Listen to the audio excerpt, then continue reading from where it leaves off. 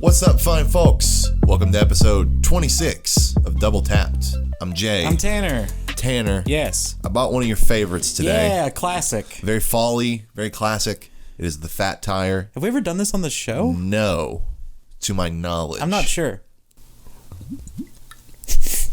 That was two very satisfying gloves. It was. I hope they got picked up on the mic. And the fact that we both just paused without saying anything, took a drink, and then continued was What's great. interesting to me is how much I used to not like these. And when I was first, Yeah, acquiring of the course. taste for beer, I was like, bleh. IPAs aren't the best when you first start drinking, but...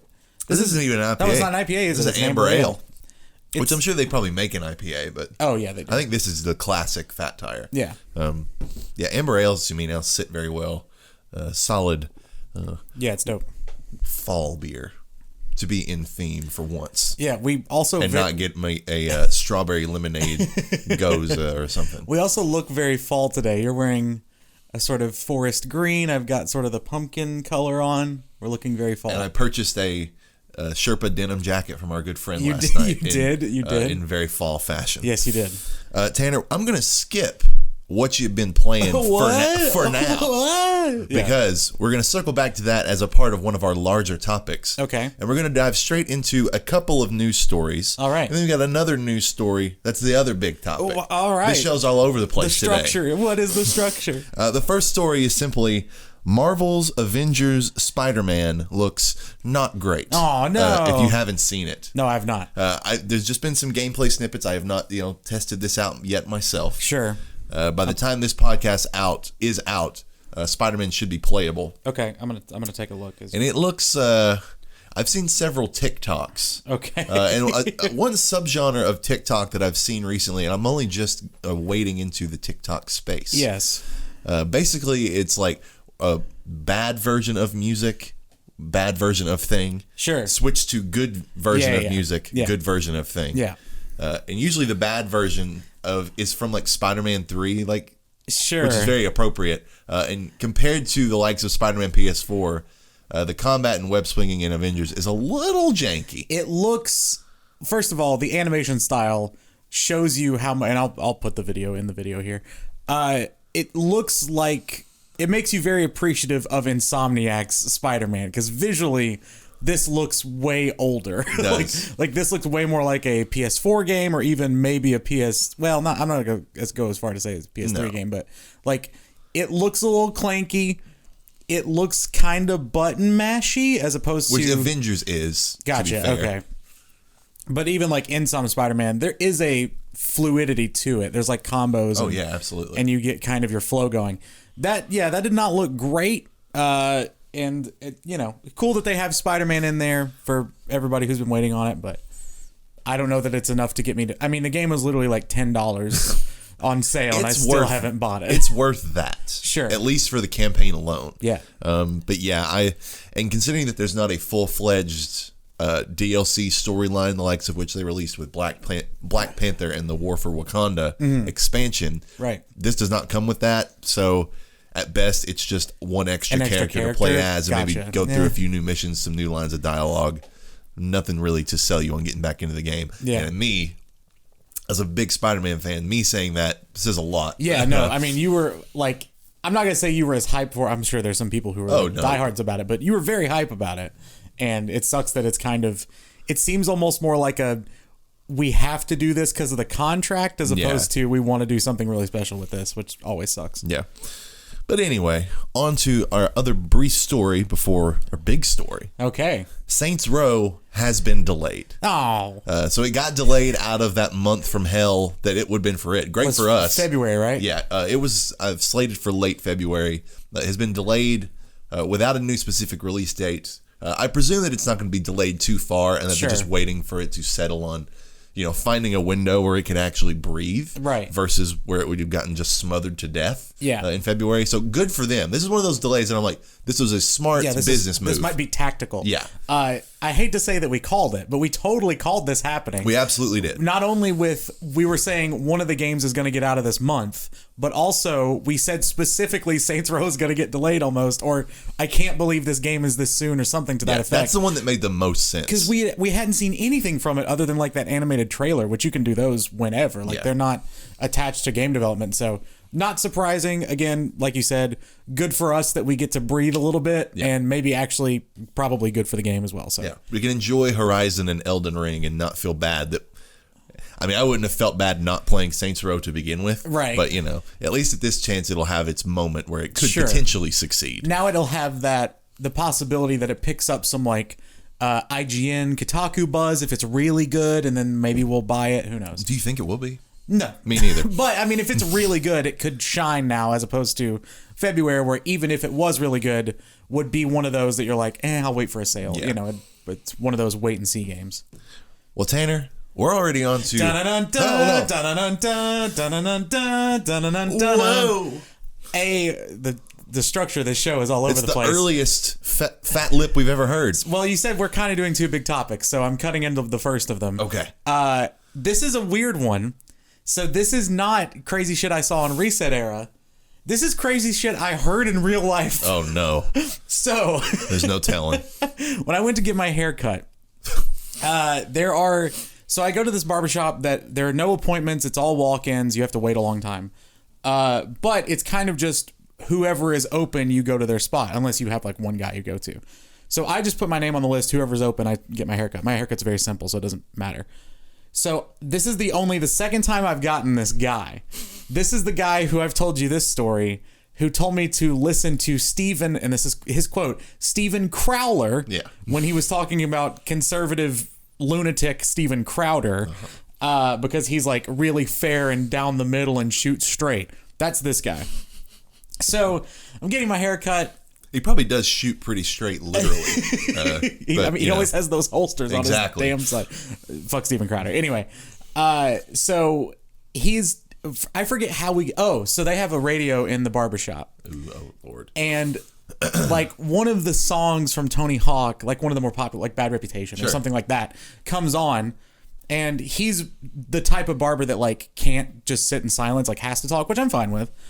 And he's just like, we might have to, let's come back to that. Well, yeah, we'll do our aside on that too.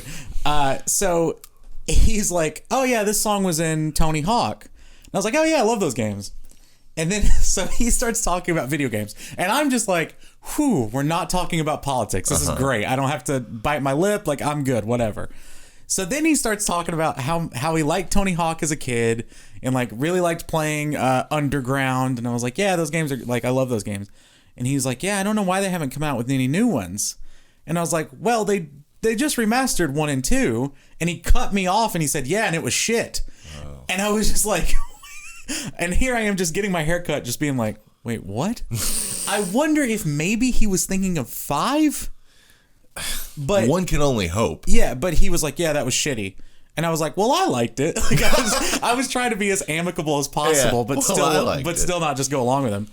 And so then he was like, yeah, I can't play those Tony Hawk games ever since I got into Skate. And I was like, all right, yeah, that's fair. They're two different systems, whatever. That makes sense. And so then he starts talking about how much he loves Skate. And he was like, yeah, I wish they would just make another Skate. And I was like, well, they are. And he was like, how do you know that? And, like, I swear that was his tone, but he was behind me, so I couldn't tell what he said. Yeah. And so when he said, how do you know that? I thought he said, like, I wish they would again or something. So I was like, yeah, they're making another one. I just kind of doubled down. And he came around the chair and looked at me and said, how do you know that? And I was like, well, they announced it. And he said, where? And I was like, E3 a couple years ago. And he's like, well, I looked like 2 months ago and there wasn't any sign of it. And I was like, if you Google Skate 4, you're definitely going to get an article about how EA has said they're working on Skate 4. So I said, yeah, there wasn't a trailer. It was just, I was like, to his credit, there also has been nothing. Right. I was like, there wasn't a trailer. Exists. They've just said they're working on it. And so then this is the part that warrants the segment. Sure. He was like, well, they're probably just waiting on Skate 3 to die. Which is already an awesome That sentence. is awesome. And like that like it's still alive. Yeah, A, that it's still alive, B, that he thinks EA is just like watching the servers and going like, okay, Skate 4, Skate 4. And so then he tells me about how he was like, people are still playing Skate 3. And I was like, oh, yeah. And what do you say to that? Yeah. And he was just like, yeah, I downloaded it when I got my Xbox One. And he was like, I didn't pay for it again, but, they make money every time you download it. And I was just like, wait, what? So I was just like, That was my only response. Like, oh, really? In what world does this guy think they get royalties just for downloads? I don't understand that logic at all. But then he talked about how, Forza. And he was like, yeah, I saw there's a new Forza out. Or he said Forza, but I don't know how you're supposed to say it. The devs always say Forza, so that's just the way I say it. He was like, yeah, I saw it was out. It probably's trash. And I was like, well, I have a few friends who play it who really like it. He was like, yeah, I love Forza 2. You started out as like a rookie. It sounded like every racing game story. Yeah. Like you start as a rookie, you gain your fame, whatever. And he was like, but in like 3, you were already famous, and it was more about just making your money or whatever. I was like, oh, gotcha. He was like, yeah, I didn't like that one. And then he starts telling me, I know this is a long story, but there's a lot of stuff layers here. So then he starts telling me about how he has a buddy who can get him like an account, I guess, that has like $999,999,999. And, he's like, yeah, he can just get me all those unlocked so I can just go buy all the cool cars. And I was like, well, that's why you're not having fun. Well, so the other barber who I've had a few times and is cool was like, so you just cheat? Like he just turned around, was like, so you're a cheater? And the guy was like, yeah, basically. And he was like, but yeah, they just haven't been any fun since 2. And that's when I was like, well, that's why you're not having fun. You're not earning anything. Yeah. You're just getting all these cheat codes. And he's like, well, the fun of it's buying the cool cars. And I was just like, yeah, because you earn them. And the guy to my right was just dying laughing. He was like, he's like this every day. He's like, I try to talk sense to him, and he just doesn't get it. So that was my video game conversation I had at the barbershop. And this is why I don't talk to barbers.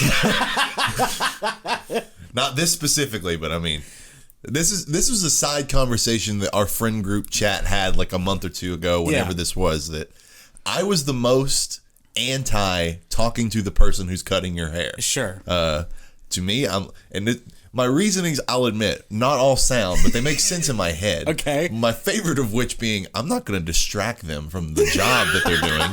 They're going to mess up my hair if I distract them by talking. So I came down. I think I'm somewhere in the middle. You are. Which is, I will gladly talk to a barber. You go with their flow. If they start talking, but if they just want to stay quiet, I'm cool with that. Like, whatever, it's your job. I'm not going to bother you. I'm not going to cost you at your job and be like, hey, start talking to me. Like, I can just zone out and have my hair cut and it'll feel great and I'm cool. Or if you want to talk, that's fine too. Unless you're that guy, in which case I wish you'd shut up. But now, did you talk to, so Jay and I both went to the same barber from our hometown. Did you talk to Veda? Yeah, that's different. You have to, right? She's like family. Yeah, and even now, if I go to the same barber for like consistently for a long time, sure, I'll talk to them more. You develop that rapport. But like, I don't go in there trying to get to know the person if they're cutting my hair for the first time. Right. Well, it's always so almost disingenuous, the conversations where it's like, so got any weekend plans? It's like, you don't care. Like, I'm some stranger paying you $10 or $15, however much the haircut is. Because there's a guy that cuts my hair, that's sort of my offshoot that I went to for a long time, and then he moved, but I still go to him semi-frequently. Yeah. I'll talk to him, and because he's cool, and we sort of relate, like, we've talked about interesting stuff that we both liked before. Yeah. But now I've gone to this chick a couple times, and she'll ask me, like, and she cuts a really good head of hair. Yeah. And she'll like, bring something up, and my answers, I never like let my answers lead into a follow-up question. I will answer You're in anything, like a deposition mode. I'll answer anything she says, and I'm just like, oh yeah, that was good. Like whatever it may be. You're like talking to a brick wall. Yeah, like I'll just, all right, if you feel the need to ask me more, I'll tell you my answers, but I'm not gonna ask you a question. I don't care if you ask me any more questions. You're gonna start bringing an attorney to your haircuts. Like, it's kind of how, like I've said this before, and I think I said this to her maybe once. I was like, this is the closest thing I do to going to the spa. Sure. I want to just relax. Yeah. I'm paying you a decent amount of money for like 20 minutes because it's not a lot of hair to cut. Right. Just let me chill. You do your thing. Give me the best haircut you possibly can. Don't let me distract you. That's sort of my take on the situation. Fair enough. Yeah, my whole philosophy is just like whatever they want to do. I don't really care. But sometimes you get gyms like that. There's my story. It felt like it deserved a spot on the podcast. I appreciate you bringing it up. It was and gaming for all related. the people out there still playing Skate 3, I presume none of you are actually listening to this because you're not the type of person that we relate to game wise, Sure. or because you don't actually exist. Like, both are equally likely. Beautiful. On to our first of the two big stories. This is the earliest we've ever been into a big story, I think. Well, we gave people 2.5 hours or 20 last week, so we're fine going condensed this week. We have the nominees for the Game Awards 2021. Right. And I'm reading this to you courtesy of Marcus Stewart from Game Informer. Shout out to Marcus. And we're going to go through all the categories. Okay. And we can even give our predictions as to which we think each is going to win. Okay. Do you want to do our personal picks and then our predictions? So like, sure. If they change, okay, cool. Sure. So, from top down, as a list has been presented by Marcus Stewart of GameInformer.com. First off, it leads with the big one, Game of the Year. Okay. The nominees: Deathloop, It Takes Two, Metroid Dread, Psychonauts 2, Ratchet and Clank Rift Apart, and Resident Evil Village. This might be the first year that I haven't played any of these games. Yeah. Now granted, I have Deathloop. I am going to play it. I almost bought it the other day because it was very much on sale. $25, yeah. So I had to get it for that. I'll stream it. I bought another game that we'll talk about here momentarily. Gotcha. But I have not played it yet. I would say my pick for what I want to win and what probably will win is probably Deathloop. Yeah. Just because I don't really have any other... I know that we've gone back and forth on the Deathloop thing, but at least it tries some interesting stuff. Sure. It is probably the most different. Now, I know that there are a lot of people who love RE8 Village. Really? Like a lot, yeah. Because interestingly, looking at this list, that might be the one that I would say has the least chance of winning. Interesting. But now that's purely from my perspective. Yeah. Not being in tune to the conversation. I would say It Takes Two is probably the one where I'm like, okay, you got the nod because you have this running... I don't know if it's just because of the running relationship with Joseph Fares, but... you're different enough. You get the nod. Normally, they do give the nod to like one sort of family-ish kind of game, and I guess Ratchet's kind of that too. But I don't know. I think this is probably honestly one of the weaker pools of contenders. It is. I'm also surprised at a couple omissions. Of course, because our Game of the Year thus far, as stated on a prior episode, is Returnal. Right, which is not there. Also, no Hitman 3, which you and I both loved. So yeah, an interesting year for games. Now, granted, it's not great because we haven't played any of them, but this also strikes me as one of those years where there's not like a crazy standout awesome couple of games. There's just a lot of really good ones. Right, yeah, a lot of this is not 2014 where there were no good games. Right. Or almost no good games. There's just a lot of solid 8 to 9, reliable, fun games. Yeah. Including another one that I'll talk about here in just a second. No. But yeah, amongst these, part of me wants Metroid Dread to win. Yeah, I'd be fine with that. Just because I want that series to see a revival. Sure. I really dig the Metroidvania style. Yeah. I would like them to make more of these, even if it's not... I like them to influence other developers to, take their stab at Metroidvania as a, genre and, spare me waiting for Hollow Knight Silksong much longer. But my pick for who I think would actually win it is probably Deathloop because that one seemed to actually receive the most universal praise. That's a good point. So, next up, Best Game Direction, which always is pretty much the same thing. Yeah, just with the people. Deathloop, It Takes Two, Returnal, interesting, Psychonauts 2, and Ratchet and Clank Rift Apart. Oh, I wouldn't be upset if Psychonauts 2 won. That game looks fun. Okay. Well, my personal pick, and yours is too, probably, is Returnal. Sure. So, say them again, sorry. Deathloop, It Takes Two, Returnal, Psychonauts 2, Ratchet and Clank Rift Apart. This one I could actually see It Takes Two swooping up and winning. Yeah, it's one of those like creative vision type things. Yeah. So I could see Deathloop or It Takes Two, or even Psychonauts with Tim Schafer. I could see any of those winning, especially because Tim is such like a juggernaut of the industry. Yeah, I actually don't see. I think this is an odd nom for Returnal. It is, yeah. Oddly. I would swap it with Game of the Year, but I guess because it's so, the systems in it are so impressive. I was gonna say, this is a gameplay focused nomination and less like a narrative nom. Yeah. I'm going to give this one to... I'm going to go Psychonauts 2 here. Okay. Just because I feel like they might want to give Tim Schafer his flowers. I think they'll go It Takes Two with this one. Okay. I think they will give Josef Fares his moment in the sun that he has every year. Sure. Give him an excuse to get on stage. That makes sense. Best narrative. Deathloop. Okay. It Takes Two. Life is Strange, True Colors. Ah, interesting. Marvel's Guardians of the Galaxy. Oh. Wink. And Psychonauts 2. Right.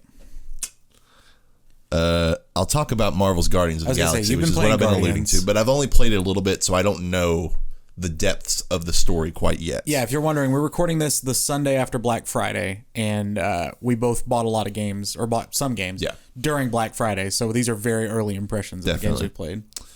And I don't know, I've heard good things about Deathloop's narrative, but I mean, It Takes Two is almost purely a narrative style game. Sure, as is Life is Strange. Yeah, which I've never touched any of the Life is Stranges. I really like two. I played one episode and was kind of like, I wasn't out on, but just got playing other things. I'm gonna go Life is Strange here, just because I feel like if it's gonna win any award, it's the narrative award. So that's gonna be my pick here. Yeah, I'm not even gonna wager one for this, considering I've only what's the past tense? Dove? I guess it is dove. Dove, yeah. But it's saying like I've only dove. Is it dived? I don't know. I've only played Guardians for 2 hours. Sure. So I don't have a good you're only barometer of how much I like it yet. Yeah. Best performance. Okay. Erica Mori as Alex Chen in Life is Strange, True Colors. Okay. Giancarlo Esposito as Anton Castillo in Far Cry 6. That's not winning. Jason Kelly as Colt Vaughn in Deathloop. Maggie Robertson as Alcina Dimitrescu in Resident Evil Village. That's interesting. And Ozioma Akaga as Juliana Blake in Deathloop. So both Deathloop, main characters nominated here. Yeah, they did this with Last of Us 2 last year. Yep. And who won? Did neither of them won? Wait, who won the voice acting thing? No, it was Laura Bailey, wasn't it? Yes, she won for Abby. Yep, she did. Because I remember her because they did it virtual last year. I'm gonna go. First of all, did not know the main character in Deathloop's name is Colt Blake. Blake. That's an awesome name. No, Colt Vaughn. Why did we both think it was Blake? Because Juliana Blake is the other one. Colt Vaughn. That is a very video game name. Shout out to Deacon St. John. Deacon St. John, baby. I'm gonna go with Lady Dimitrescu. So? I think they go cultural here. They do it for the meme. Yeah, that had the most cultural impact. And that performance, I guess, is good. I don't know. I'm just gonna go with statistics and say that one of the Deathloop people is gonna win. Sure, that's a safe bet. Best multiplayer. Okay. Back 4 Blood. Right. Knockout City. It Takes Two. Monster Hunter Rise. New World. Right. And Valheim. Huh. Okay, so I've played 2 of these games. Okay. I've played Knockout City and Valheim. Or Valheim, however you say it. Yeah, I don't know. Isn't New World that Amazon game? Yes, it's the Amazon MMO that MMO fans were really hype about, and then I haven't heard much more about. I heard it. I don't want to say it flopped, but it seems like it kind of came and went. Yeah, it was weird because everybody was really hype about the beta, and then when it actually came out, I didn't hear much about it. Yeah. So it was one of those weird things. So I played Knockout City and I played Valheim. I would say Knockout City does something more interesting with its multiplayer, where Valheim is very much the sort of Minecraft style of multiplayer where, you just get in with your friends, you start building shit, you start taking down these big enemies, blah, blah, blah. So I would give my nod personally to Knockout City. I would say that maybe Back 4 Blood wins here. That was I was going to guess that I think Back 4 Blood. Yeah. Just the revival of the Left 4 Dead format. I know a lot of people were excited for it, and it's so purely multiplayer, whereas and I know It Takes Two, it's designed for that, couch co-op situation. Sure. But Back 4 Blood, fun, engaging. Never played it, but seems fun, engaging, right. 4-person multiplayer. I would guess that would win. Yeah. Best ongoing game. Okay. Apex Legends. Oh, right, this award. Call of Duty Warzone. Yeah. Final Fantasy 14. Of course. Which Genshin won last year, I think. Yeah, I think you're right. And Fortnite. Fortnite's still in there. Final Fantasy 14 is still in there. Yeah, so. but that game, like, I'm going to actually give it to Final Fantasy 14, and I imagine it might get it, simply because with the mass exodus of people protesting Blizzard leaving WoW, this game got a lot of people in. As sort of, your diehard MMO players are like, well, I don't want to support Blizzard. They're a terrible company. Okay, FF14 seems like the biggest parallel. And I know a lot of people who jumped ship and loved it. Yeah. So, again, MMOs not my world, but I have a lot of friends who are super into MMOs, and almost all of them sung the praises of FF14. So, and they had some big expansion this year. Yeah, the one that I don't see them giving it to Call of Duty. No. My guess is going to be Apex. Okay. That would be my other In terms pick. of an ongoing shooter, it seems like it's thriving the most. Right. I'm surprised we got no Destiny 2. Yeah. That always is nominated for the They're about to drop their new DLC, so maybe Destiny 2 will win it next year. Sure, yeah. Best art direction. Okay. Deathloop. Kenna, Bridge of Spirits. Wow. Psychonauts 2. Yeah. Ratchet and Clank Rift Apart. And The Artful Escape. Don't know what that game is. Me neither. I'm going to look it up. Okay. All right. This one I feel sort of qualified to talk about, even though I haven't played any of these games. I would say Kenna Bridge of Spirits, I get why it was nominated. I think it's mostly derivative of other stuff, though. Definitely. Like, it's got a lot of, like, Zelda vibes, obviously. It's got, it has that sort of mystical quality to it, which I get. What was the game called again? The Artful Escape. The Artful Escape. Oh, this looks kind of interesting. Platformer, developed by Beethoven and Dinosaur. Cool dev name. It's an Annapurna game. Of course. But it looks pretty cool. It's got some cool. It kind of looks like an Oxenfree type thing, or that's what the dialogue bubbles are giving me vibes of. I may have to look into this. It's cool. Apparently a musical thing. Anyway, got an 8 out of 10 by IGN and 80% on Metacritic. So solid. Have to look into it. I would say gut feeling here, it's either Deathloop or Psychonauts. Psychonauts is such a unique looking world that I could see it getting the nod. Just because Psychonauts looks so much like Psychonauts, if that makes any sense. Yeah. And that is the accomplishment of great art direction. So my personal nod would be to Psychonauts here. I think so too. I'm going to give a good chance, though, that Ratchet and Clank gets it. Because occasionally on a game like that, they go with a game that is the most technically fidelity-based. Yeah. And from all intents and purposes and all accounts, Ratchet and Clank was like one of the most insane-looking games like ever made. Yeah. So I could see. I feel like it's going to get something. Sure. And it's just, what is it going to get? Right. Best score and music. Okay. Cyberpunk 2077. Wow, Cyberpunk got a nod. Deathloop. Okay. Near Replicant version 1.22474487139. Had to read the whole thing. Yeah. Marvel's Guardians of the Galaxy. Interesting. And The Artful Escape. Huh. I actually think from the little bit that I've played that Guardians has a really good chance here because not only did they bring in, your classic, 70s and 80s pop licensed music, yeah. They also did like several original songs in the style of like a 70s metal band. That's fun. The band is called Star-Lord. So nice. That's where he gets the name in the game. And that's cool. That's right at the beginning, so that's not even a spoiler. Right. So yeah, I'll just go Guardians for this one.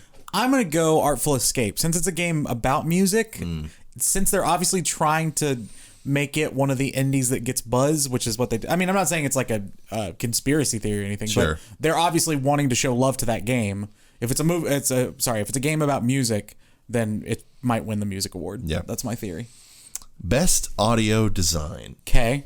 Deathloop. Right. Forza Horizon 5. Okay. Ratchet and Clank Rift Apart. Resident Evil Village and Returnal. I was going to say, if Returnal doesn't get nominated for this. And I think it'll win. That's my pick for this one too, yeah. Given the integration of the DualSense. Yes. Like the rain vibrations on the controller. Returnal should have, I've not played these other games, but Returnal, on paper could have this in the bag with, what, all the things that they did there. And it's such an interesting, well, we can talk about this at the end, but like that you and I are both very integrated into games, but for some reason this year, they're just not games that we were drawn to. And that's totally okay. Like, I don't want it to feel like, we just keep saying, well, we haven't played these, and maybe that'll lose us some cred. But at the same time, like, you only have so many hours in the day, and this just now gives you a bunch of games to look forward to after the fact. And it's not like we don't consume content that these games are heavily involved in. Right, exactly, yeah. We exist on social media. Yeah, we've seen snippets of all these things. And I've watched, like, a little bit of Resident Evil 8 myself. But, yeah, Returnal, with audio design specifically, is, like, there's so many gameplay elements that revolve around the audio. Yeah. Like, there's the audio when, like, you clear a room, or when just, like, there's so many different little sounds that you learn. It's been a bit, so I don't remember all of them, but sounds that you equate to, oh, this thing is happening. Yeah. Or, oh, my ammo has reloaded, or my special is up now, or, like, they have so many little audio touches that are great. Innovation in accessibility. Oh, cool. Now, I'm probably not going to be able to wager a guess. Yeah, we're probably not qualified to talk about this, but Far Cry 6, Forza Horizon 5, Marvel's Guardians of the Galaxy, which actually did have a really good accessibility suite menu at the beginning of the game. I was impressed by that. Always love when games do that. Ratchet and Clank Rift Apart, and The Veil, Shadow of the Crown. Don't know what that is. Interesting. Yeah, we're probably not qualified to talk about so this. So all I can say is that good job by Guardians of the Galaxy for having a hell of a selection of accessibility options. I will say Insom has been pretty good about it in the past. Sony has just gotten broadly good about it in all of their first party games, so it wouldn't surprise me that Ratchet and Clank was really good. Right. But yeah, I love that Game Awards applauds this specifically. Yeah. It's very smart and very good. Speaking of very good, Games for Impact. Ooh. And have not heard of several of these. Oh, no. Yeah, this one's always smaller stuff, I think. Before Your Eyes. Okay. Boyfriend Dungeon. Okay, I know Boyfriend Dungeon. Chicory, A Colorful Tale. I also know Chicory. Life is Strange, True Colors, and No Longer Home. What if that's a sequel to Gone Home that you didn't even know about? I was like, wait, what? So, okay, I know about Chicory, however you say it. And then I also know about Boyfriend Dungeon. Boyfriend Dungeon, right? What is Boyfriend Dungeon? So Boyfriend Dungeon. Have you not heard of this game? I've heard the name, but the don't know what it concept is cool. Okay, it's it's like a dating simulator type game, but and sorry if I'm getting this brutally wrong, but like you can date the weapons you use in the game, and each of the weapons has like a persona of a human. So, like, this is the dagger, and it's, like, this guy. So you're using all these boyfriends to, like, help your gameplay. But I do know there was some stuff that came out about it having really good, like, trigger warnings and stuff. I saw that. But then maybe there was some pushback there, too. I don't remember exactly, but that was a thing on social. And then Chicory, I don't know how you say it, is a very cute game. I've seen several snippets of it where you might have seen it visually and not realize what you're seeing. It's a little like black and white game, and then you paint colors to like solve puzzles and stuff. Okay. So it looks really cute. I would give my nod probably just to Boyfriend Dungeon because it's fun, but I don't know. It's a fun name. Yeah. At least. It's a cool concept too. Best independent game. Death's Door. Okay. Kenna Bridge of Spirits, which I guess is second party. Right. There must be. Inscription.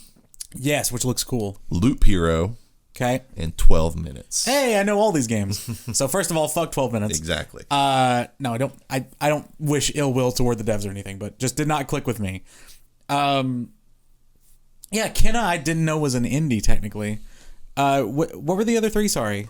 Inscription. Yes. Loop Hero. Yeah. Death's Door. My personal nod would be Death's Door. It's a game that I've had my eye on for a while and unfortunately isn't on sale right now, or at least on PS5. It looks very early Zelda, which looks really cool, and I heard a lot of great things about it. Inscription looks really dope. It's by, what did the dev do before that? Pony Island. It's by the Pony Island dev. Oh, okay. And it's like a card game type thing that looks really cool. It's on my watch list as well. But yeah, I would go for Death's Door here. At this point, because there are a lot more awards. Yes. I'm going to just read the title of the awards. If you say you want to talk about it, stop me. Okay. If not, I'll read the nominees quickly and we'll move on. They'll be like best esports and shit So like that. the next one is best mobile game. Not. Fantasian, Genshin Impact, League of Legends, Wild Rift, Marvel Future Revolution, and Pokemon Unite. I give it to Genshin. Why not? Best community support. Okay. Apex Legends, Destiny 2, Final Fantasy 14, Fortnite, and No Man's Sky. Oh, shout out. Give it to No Man's Sky. Yeah. Give it to Sean Murray. Best debut indie game. Like, I don't know what the difference is. It's your first game. Kenna, Bridge of Spirits, Sable, The Artful Escape, The Forgotten City, Valheim. Kenna or Valheim are winning that. Best AR/VR game. Oh, God. Hitman 3. Oh. I Expect You to Die 2, The Spy and the Liar. Oh, there's a sequel to that game? I've actually played that game. Lone Echo 2. The first one. Resident Evil 4 VR, and Sniper Elite VR. Give it to Hitman. It should win something. I didn't know you could do Hitman in VR. That's fun. Content Creator of the Year. Dream. Fuzzly, I think is how that's said. Okay. Galls. Ibai. And the Gref. That sounded like I just had a stroke. Yeah, their name is GREFG. I said Gref. I said without pausing the following: Fuzzly, Galls, Ibai, the Gref. It sounds like you're playing Mad Gab. Give it to Dream. It's the one that's a real word. Yeah, and the only one who I actually know who it is. Oh man. Now here's one that I like that they have this category because it gives a chance for a game to win here that wouldn't win somewhere else. Oh, I actually know who Gref is too. Best action game. Okay. Back 4 Blood, Chivalry 2, Deathloop, Far Cry 6, and Returnal. Yeah, give it to Returnal. Hopefully Returnal wins here. Yeah. Best action adventure game. Marvel's Guardians of the Galaxy. Okay. Metroid Dread, Ratchet and Clank Rift Apart, Resident Evil Village, Psychonauts 2. I think Guardians probably will have a good chance at this one. What was the category again? Action adventure. Right. Yeah, that makes sense. Or Psychonauts. Yeah, I could see that going a lot of different. Not Metroid. No. That is not an action adventure game in the traditional sense. It's an action game, but not an action adventure game. Best role playing game. Cyberpunk 2077. Wow. Monster Hunter Rise, Scarlet Nexus, Shin Megami Tensei 5, of course, and Tales of Arise. Man, weak year for RPGs. Yeah, give it to Tales. Give it to Cyberpunk. Cause a little chaos. That would be fun. Most anticipated game. I forgot this was one. Elden Ring. Yeah. God of War Ragnarok. Wow. Horizon Forbidden West. No. The sequel to The Legend of Zelda Breath of the Wild. Which is still unnamed. And Starfield. All games that I will probably play. Yeah, I'm going to say Elden Ring wins this one. If it weren't for the connection, it shouldn't be Elden Ring, even though like we all are anticipating it. It should be God of War. Yes. I hope it's God of War, but it doesn't. It could be the Breath of the Wild sequel too. Yeah, or Starfield. It should be one of those three. Best fighting game. Oh, these are awesome. Demon Slayer: The Hinokami Chronicles. Okay. Guilty Gear Strive. Yeah, that's the one that's going to win. Melty Blood. What the fuck? Type Lumina. That's not a real game. Melty Blood. Like, what? What? Nickelodeon All-Star Brawl and Virtua Fighter 5 Ultimate Showdown. I was kind of hoping somehow Smash was in it again. Yeah. Give it to Melty Blood. Nah, Guilty Gear is going to win. I would think it would win. I have a few very big into fighting game friends, and they love Guilty Gear. Best family game. It Takes Two. Yeah. Mario Party Superstars. Hey. New Pokemon Snap. Okay. Super Mario 3D World plus Bowser's Fury. Right. And WarioWare Get It Together. Nah, give it to WarioWare. Let's go. Something tells me Bowser's Fury is going to win, though. I don't know. Best sim/strategy game. Age of Empires 4. Evil Genius 2 World Domination. Humankind. Inscription. And Microsoft Flight Simulator. Flight Simulator is going to win that. Bunch of nerds. Or Inscription, maybe. Best sports/racing game. 2K. F1 2021. FIFA 2022. Hot Wheels Unleashed. Forza Horizon 5. And Riders Republic. No 2K22? Nope. Give it to the Hot Wheels game. It actually looked kind of cool. It did kind of look cool. Best esports game. Nah, who cares? Call of Duty. CSGO. Dota 2. League of Legends. Valorant. It would be pretty funny if they gave it to Dota 2 after all this time. Best esports athlete. Oh, who cares? Collapse. Simple with a 1. Yeah. Showmaker. Tins. And my pick, Simp. I did know.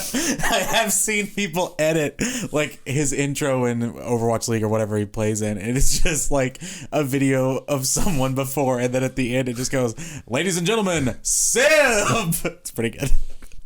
Best esports team: Atlanta FaZe, Call of Duty. DWGKIA, League of Legends. What did you just say? DWGKIA, of course. All right. Natus Vincere, Counter-Strike. Sentinels, Valorant. And Team Spirit, Dota 2. Team Spirit's an awesome team name. Let's go with them. Best esports coach. No, God. And all of these have their nickname in parentheses in the middle. I'll Beautiful. I'll just say that.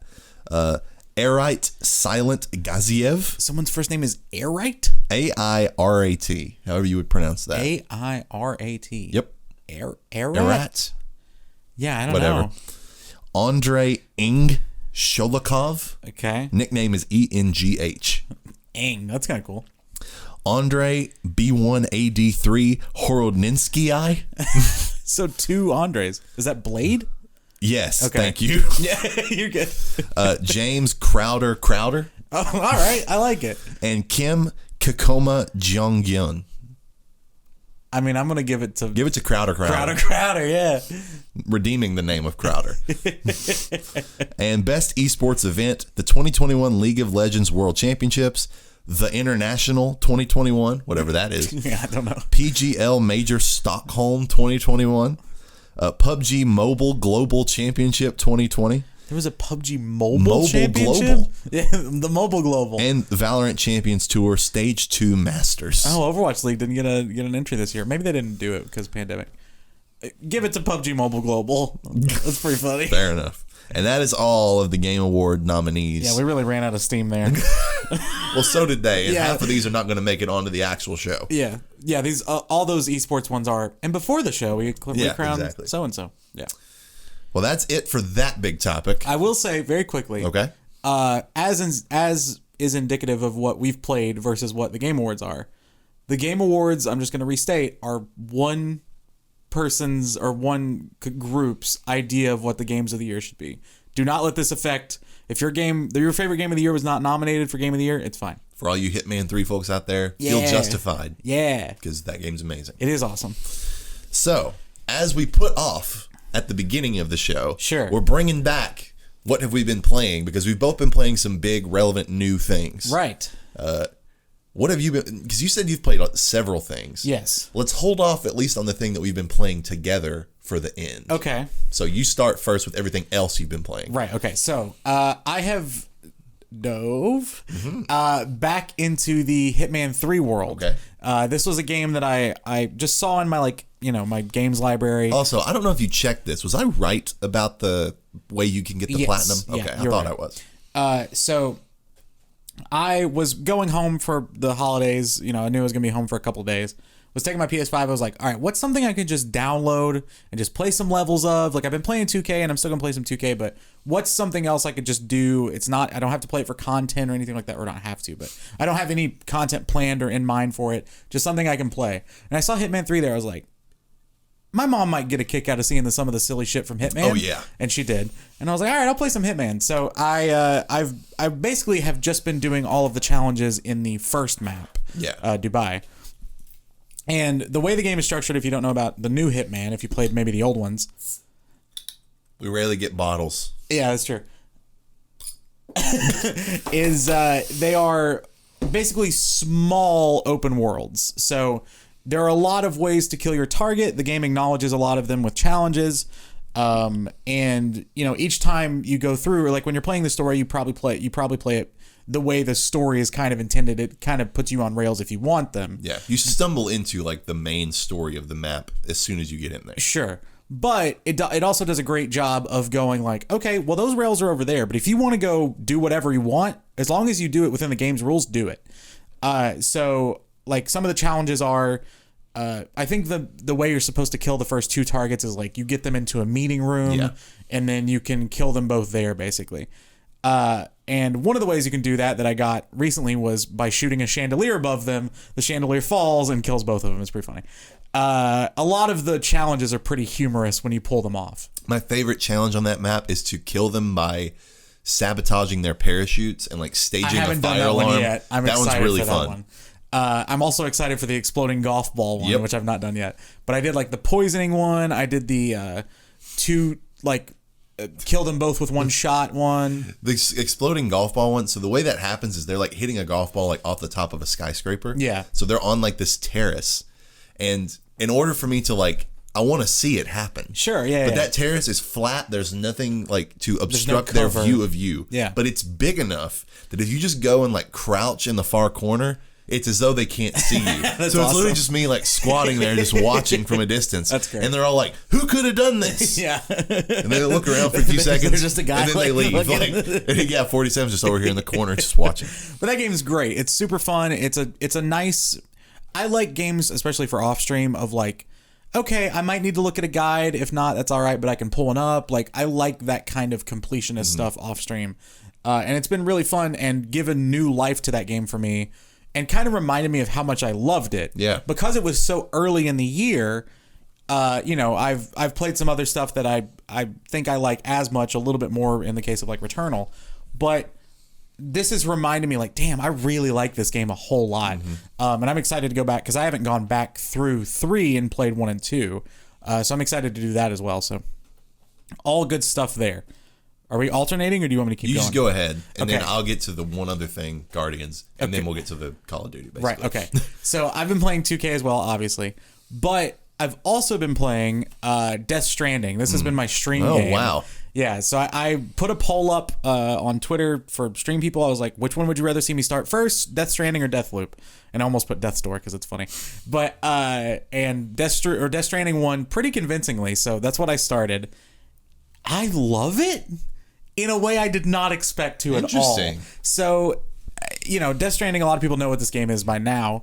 That might be a stretch. Well, they know what the gameplay is, sure. Which is you are basically a parcel delivery guy, and you're trying to sort of, and this isn't really a spoiler because I don't even know what's going on half the time in this game, but you're trying to basically connect this network across the nation of all of these little spots.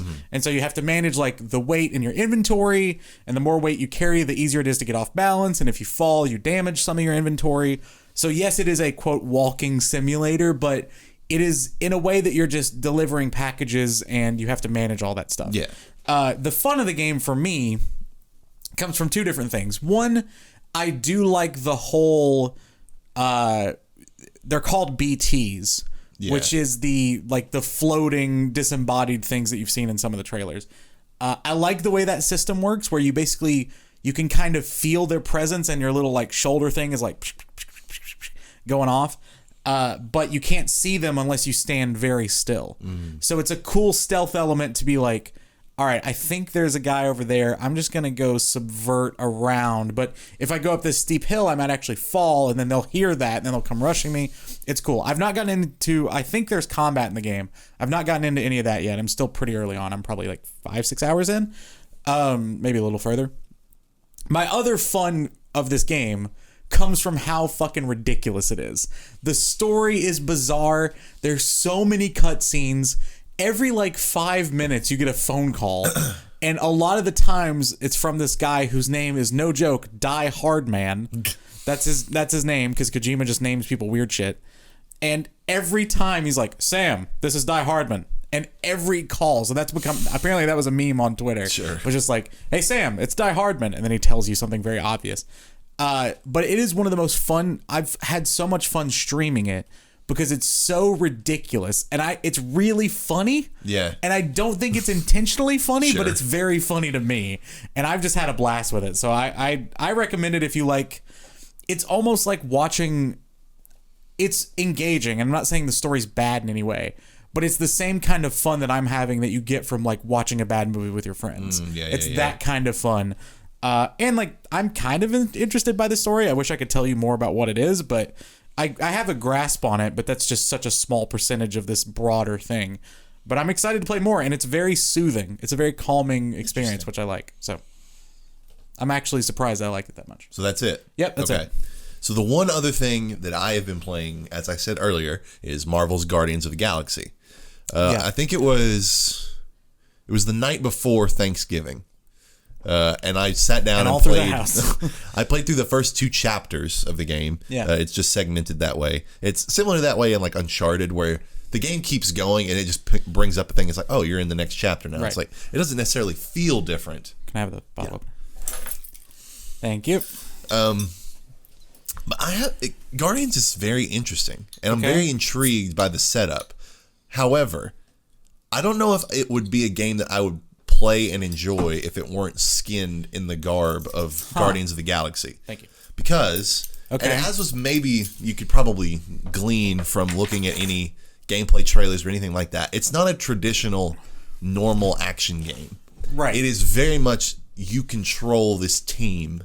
That they do individual moves, and even though you are Star-Lord, Peter Quill, at any time you can sort of deploy Rocket's move or deploy Groot's move, whatever it might be. So it's kind of structured like Final Fantasy. Yeah, it's very tactical in a way that I was not anticipating. Groot is basically your crowd control character. Right. Rocket, brings in like explosives. Gamora deals like singular high damage blows, like a sniper type, and Drax does like a lot of small damage blows. Sure. Like they all have their little gimmicks. Yeah. And you do this, you're coordinating, and all you do really as Peter Quill is you shoot, or at least I don't know how far you get. There's a lot of unlockables and skill trees and all that sort of thing. Sure. Right now I'm hovering in the air and shooting people. Gotcha. But if your team gets sort of in a pinch, there's a huddle mechanic where they all come in, and it goes very like cartoonish, like anime, like you're Peter Quill and you like put your gun in the air and the background changes to like a bunch of colors. Okay. And he's like, Guardians, like huddle up, and they all get in there, and you use like audio cues from like what they're saying to you in the huddle. Okay. If you pick then the wrong option for dialogue to motivate the team, right, you as Peter Quill alone get like a boost from the huddle. But if you pick the right option, everyone gets a boost. That's cool. So you're actually sort of like driving the team and coordinating. That's a cool mechanic. I like very that. much so. Thus far, I dislike, and I'm sure it will get more diverse, but thus far the enemy diversity is literally spiky blobs of goo. Okay. And the occasional weird worm-looking thing. All right. That's it so far. Not super Again, interesting. I'm very early in the game. Sure. And I know that it gets wackier and introduces some characters that I'm not even familiar with. Right. I'm trying to think what the other thing is. The story direction it's taken us so far is very classically Guardians.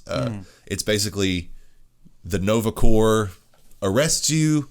You have to then get released, and they're like, you need to pay us. They fine you. Right. And they're like, you need to pay your fine. And that's as far as I've gotten. That's funny.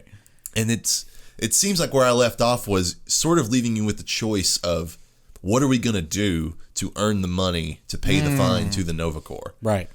Now, another aspect of the game that I was not anticipating there to be as much of as there is how like telltale it is. No. There are tons of moments where it presents you like dialogue choices, and it's like X character will remember that. Oh, wow. Interesting. There's a lot of that. And there was a Telltale Guardians game, so that's funny. And it's not just inside of your Guardians core team. Sure. There are other characters that I've already encountered where it's like, hey, do you want to sort of support this character or not? And, I'm curious to see where that all wraps back around in the story. Yeah, that's cool. And I don't even want to say I like that. I appreciate that because that's a whole other system that makes the game that much more complex. Yeah.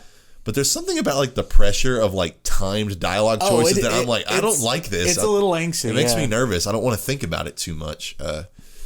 And yeah, I don't know. I dig it. I'm enjoying it. I'm certainly going to keep playing it. Sure. I did get it on sale. It was like $30, $35 the time that I got it. So yeah, I'm very intrigued by it. I hope that there's one thing in the story that looks like it's teasing something that I hope that it is. Okay, cool. Something that would be straight out of the MCU. Oh, interesting. Not really, but an element that would be, right at home in the MCU. And I hope that they follow through with that. If the sort of MacGuffin that they've presented, that I'll say, is not the thing that I think it is, I will be disappointed. Okay. So anyone who's played the early hours of this game, you probably know what I'm talking about. Gotcha. But yeah, solid so far. We'll probably do a full review at some point in the near future. Okay, cool. Yeah, same for me with Death Stranding, and then eventually with Deathloop once I get to it. Yeah. I almost want to buy Deathloop just so we can both play it and eat crow and say, holy shit, this game's great. I mean, it would be fun, yeah. But the one game that we have both been playing is Call of Duty Vanguard. Right. And I don't know how exactly you want to crystallize your thoughts on this, but here's what I will say. Okay. I am not prepared to give this game a score. No. Mostly because I have only played the first mission of the campaign. I've not played any single player. And then I've played extensively with the multiplayer, but even still, there's, layers to peel back. Yeah, I've not played much beyond probably 5-6 hours of the multiplayer. But what I've played of it has been very, very fun. Granted, all of this comes with a huge grain of salt, as you and I both purchased this game before all the Activision stuff. True. And now I was talking with a friend about this. It's like, I feel like I'm kind of in a weird spot where I don't want to support Activision, but also I kind of already did before all this came out. And so it's like, I mean, I already paid for the game, so I might as well play. It's a weird thing. Yeah. But I've just kind of decided, you know what, I'm just going to treat the game as its own thing. And that tends to be my philosophy is like going forward, my attitudes and purchasing habits might change. I'm not going to buy stuff from them, but the fact that I already did, I might as well play it. Yeah. That also reminds me, I played Halo Infinite, which I can talk about. Oh, yeah. But yes, the multiplayer of this has been really fun. This definitely feels like a return to form for Call of Duty, at least in the early goings as far as multiplayer goes, because I know that people were not happy with Cold War. I will say what's it called? Champion Hill? Champion Hill. That's going to be my recommendation. Yeah, actually. Champion Hill is really fun. You and I played, 3-4 rounds of it, I think? Several. Really super fun. It's kind of what they're doing with their 2v2 this year, which is, the basic of it is there are like 8 teams, I think, of 2, and you have 12 allotted lives, and you go up against these other teams for like a minute each. And the goal is to be the last team with lives left. Yeah. So you want to kill the other team, but you also want to preserve your own. Now, there are ways you can earn extra lives. There's one on the map usually, and then you get money, kind of like Warzone, and you can buy stuff throughout. But it's a cool like mix of tactical and gameplay that's really, really fun. I've also just had a good time with like the regular quick play deathmatch stuff. The map variation's pretty good. I will say it is so... I know I'm back in classic Call of Duty when I'm just like, getting sniped out of nowhere when I spawn. Yep. I'm like, all right, well, the spawn points could use a little work. But that is very true. That's always the case with these kind of games. But overall, I really enjoyed the game itself. Yeah, my assessment is that, again, talking pretty strictly about the multiplayer, these are some of the best multiplayer maps in 5 or 6 Call of Duties. The maps are good. My main gripe with the last few iterations is that the maps are all too small. Not that there shouldn't be small maps, but they should be interspersed. No variation. Yeah. This map gives a lot of leeway to people who prefer long-range weapons, namely snipers, namely me. I really dig. I've always loved sniping on Call of Duty, and recent games have not given me really the opportunities to do that. Right. You can't really snipe on like shooting range in Modern Warfare. Sure, yeah. The Modern Warfare 2 iterations ago. Yeah. This game has a lot of long sniper lines, towers, big urban like maps that I really dig. That are vertical and sort of broad in scope. Yeah. That make it really fun, but it does bring the small. Super chaotic maps that are also always tons of fun that most people want to play most of the time. Right. Which I don't begrudge them for, because if I've uncovered a meta in this game so far, it's that shotguns might be the move. I was leaning on, I forget the name of the gun. It's an assault rifle. I think it's like the 2nd or 3rd. Sure. I really dug, here's my typical build in Call of Duty. Yeah. I want an assault rifle that has low recoil and high damage. Yeah. That is my go-to setup, and I'll do whatever it takes to manipulate my create a class to get that. Sure. So I found a gun that had relatively low damage, but again, still early on in levels, but I wanted to go ahead and commit to this gun so I could unlock all the attachments. I really dug the fire rate and the low recoil, but I felt like I was not killing people quickly. My time to kill was very high. Yeah. You're breaking down your analytics. Yeah. So I was like, I'm not feeling this. I'm getting thrown into... I'm trying to boost my KD back up, so I'm going to alternate between these big map playlists, and I'm just going to lean back and snipe and chill out. Sure. Not get a lot of kills, but really not get a lot of deaths. Right. But then I started with the small map playlists, and I equipped the combat shotgun. And this is where the other day, where there's the game I was like, I went 40 and 20. Yeah, which I'm like ridiculous. This high volume, like get a couple kills, die, get a couple kills, die, constantly. And then that was the game mode where I played with a guy who got 130 kills in a game. It's insane. I cannot fathom how many, like, just playing that game. I'm like, you're killing someone every like 3 or 4 seconds. Yeah, like something stupid like that. Ridiculous. But yeah, I've really enjoyed this one. I'm leaning into it. It's going to be, one that I play like quite a lot for the next few months, probably. I'm looking forward to Warzone Pacific when that drops. Me too. I'm excited to give that a shot, and we've rallied the troops. Both of our other friends have purchased it. Yeah. So we'll actually have a decent sized team to play with for a while, which is nice for sure. And that's also one regrettable, aspect of a game like Call of Duty that published by Activision. Is that nonetheless the reach of the game is one of the few that you're able to get enough people to support that you could play with. Yeah, like even the casuals know Call of Duty. So that's sort of a side effect of a big company that does bad things. Sure, is that it's still a big company and people know their games and are willing to play their games. Yeah, even those who might not know otherwise the underpinnings and all the stuff going on behind the scenes. Right. Yeah. But I'm still impressed with the product. Curious about the campaign. The opening mission was pretty fun. Yeah, I've heard that it's short. I've heard it's only like 4 or 5 hours. Oh, okay. And that's actually kind of encouraging. Yeah. So it seems like it's very bite-sized. Yeah. Which I both like and don't like for the setting. I really like that World War II, which was 3 Call of Duties ago now. Yeah. Was the biggest expansive you're storming Normandy and you're doing all these big iconic things. Right. This one, it's like you're a small team going in to do a very specific mission. Right. Reminiscent of cool. A Battlefield Bad Company, where you're this small group. It's almost like a Rogue One thing. Exactly. That's a great comparison. Thanks. Based on that first mission. Yeah. So it's that kind of vibe, which is cool. Yeah, I like that. We'll see how well it goes. Yeah. So you said a lot of elucidating things there.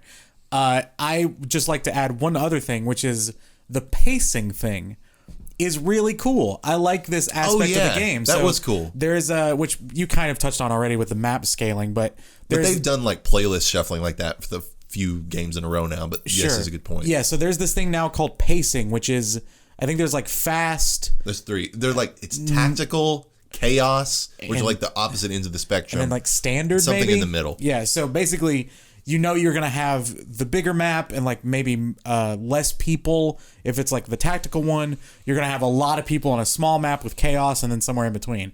So it's a really cool way of telling you even before the game starts of hey, this is what to expect. Yeah, and that lets you pick your loadout quicker and know what map you're on. And I like that aspect of it a lot. And if you want to play, pick which one you want.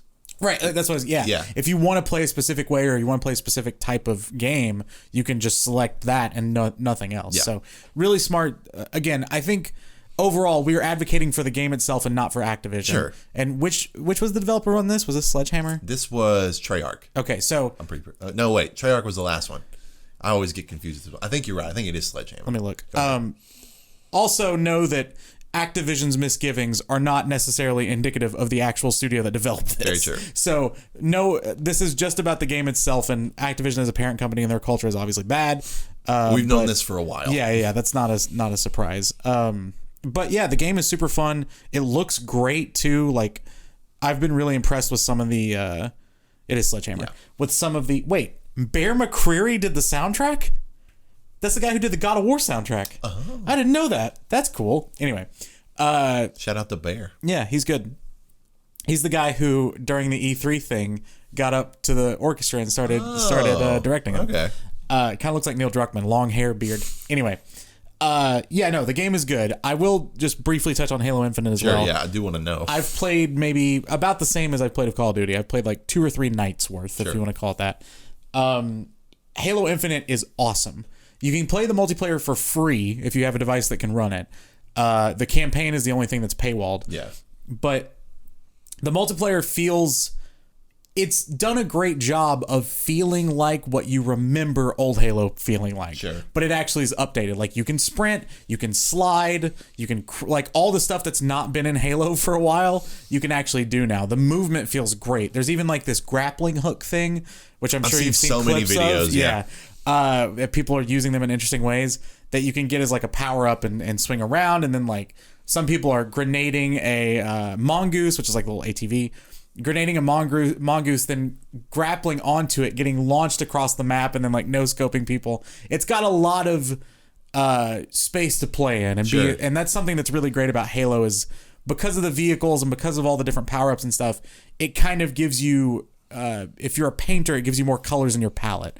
Like you can just try more stuff. I've been having a blast. I feel like I'm 14 again playing it sometimes because I loved Halo 3 at that age.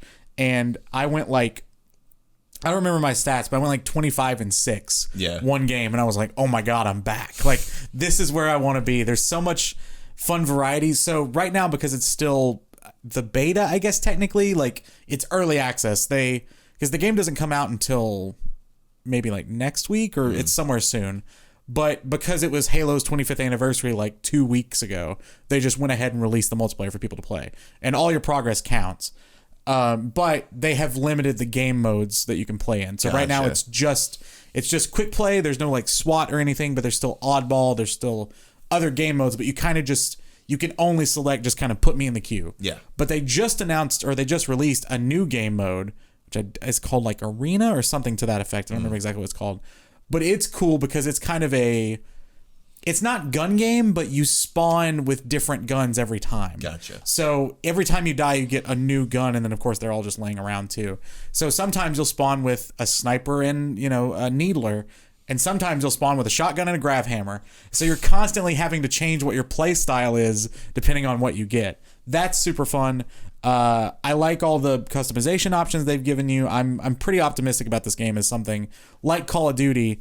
I think I buy these games. Well, I didn't buy Halo, but I play these games as something to just always have in our back pocket. Yeah. Right? It's like, what am I feeling? I'll play some Call of Duty. Why not? Or I'll play some Halo. I think both of these are definitely going to be in that rotation for a while. I am one unexpected, shot of income away from just being like, I'm buying a PC. I don't care. Like, part of me it just is going to impulse buy it one of these days. And I don't know. It's like, and I'm always like, yeah, I know I should build one, but I was like, I could just buy one, and then it's honestly, just here. Honestly, dude, pre-builds are lower or closer in price to hand built than any before. So just like tell me what you're looking at, and I'll tell you if it's worth it or not. One of these days I might send that text. Pre-builds are dope. Because and I guess I could consider this like a $60 discount, considering I could play Halo for free. Yeah, that's true. And also the other ridiculous, Xbox Game Pass. Right, I'm definitely going to get Game Pass on PC again. It tempts me more and more by the day. Yeah. And I just can't in good conscience ask like my family for like $1,000 PC for Christmas, but maybe one day. But that's it for all that we've been playing. It's a lot of things. Do you have a recommendation? My recommend is going to be, I kind of like doing like system ones as opposed to games. Yeah. Check, well, this is probably not applicable actually when this comes out. I was going to say for sales, make sure to check every website first. That's because like the digital sales, you might think, oh, they'll be cheaper, but sometimes they're very much not. And a lot of times retailers are just clawing to maybe get you to buy them, so they'll throw some incentive on it. I would say my recommend is gonna be, I'm gonna recommend Hitman 3. I don't know if I've done it already, but just the fact that going back into it, I've loved it so much. I'm like, all right, I can't fully recommend Death Stranding yet, but I'm sure it's coming. But Hitman 3 is so dope, and if you haven't, I guess my specific recommend would be like, if you played through the game once, go back and play. There's still so much there waiting for you. And I've discovered something fun at every turn. So I was gonna say, as someone who's platinumed the game, there are layers and layers and layers. Oh my God, it's crazy how much stuff you don't discover if you don't go for them.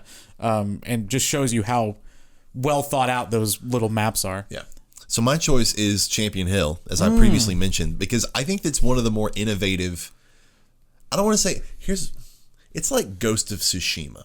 Okay. Now let me put it this way. Yeah. It's not reinventing the wheel, but it's combining really good elements from multiplayer games that we've experienced in recent years.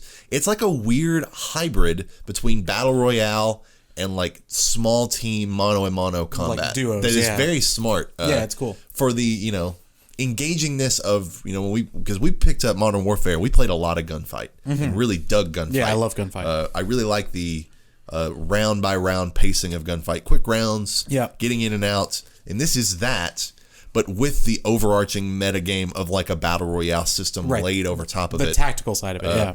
So yeah, I think that's, it's this game's innovation of modes that actually hits versus some innovation of modes that have not hit in prior iterations. So very excited to play more of that. Yeah. So let's go do that. Yeah, let's do it. Let's also go eat. I'm hungry. All right. So until next time, we're tapping out.